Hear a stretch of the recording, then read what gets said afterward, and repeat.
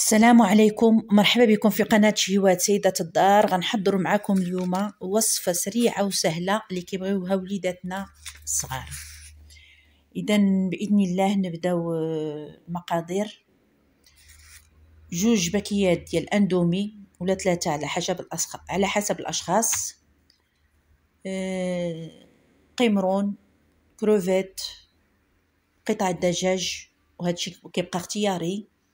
كما كتبقى اختياري الخضر، يمكن تزيد الكروم، بصله محكوكه، شويه د البزار، شويه د الملحه، 2 فصوص الثوم، ومعلقه كبيره ديال المعدنوس.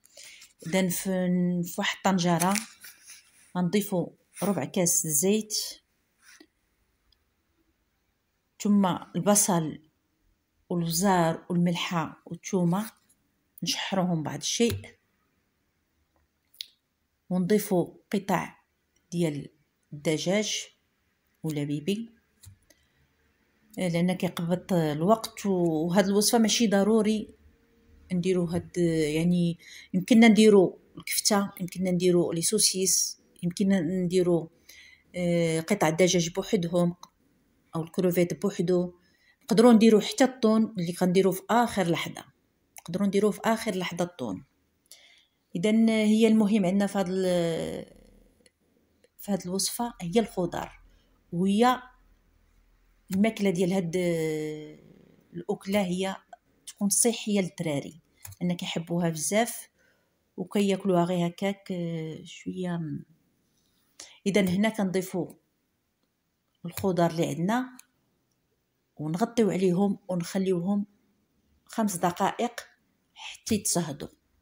بعد ما تصهد كنحلو ونضيفوا القمرو، نضيفوا عفوا الكالامار لانه هو كيشد طياب على قمرون. يعني في حالتي الا كانت عندنا غير الكفته كنرميوها مع البصله والخضره في ان واحد، هي ولا الدجاج يعني نرميوهم في مره واحده.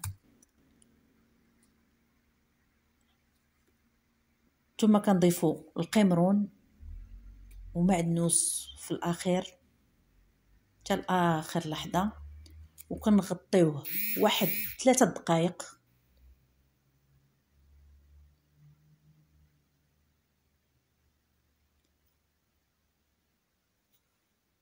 ونضيفوا اندومي ديالنا من بعد ما سلقناها، هي دغيا كتسلق 3 دقائق، كنسلقوها بشويه د البزار والملحه ونديروها. من بعد ما كطيب نديروها تحت الماء ونخليوها تقطر، ثم نضيفوها على الحشوه ديالنا ونحركوها مزيان باش كيتمزج لينا كلشي. وكنقدموا الصحن ديالنا لوليداتنا بالصحه والعافيه. نتمنىو تجربوها بصحتكم.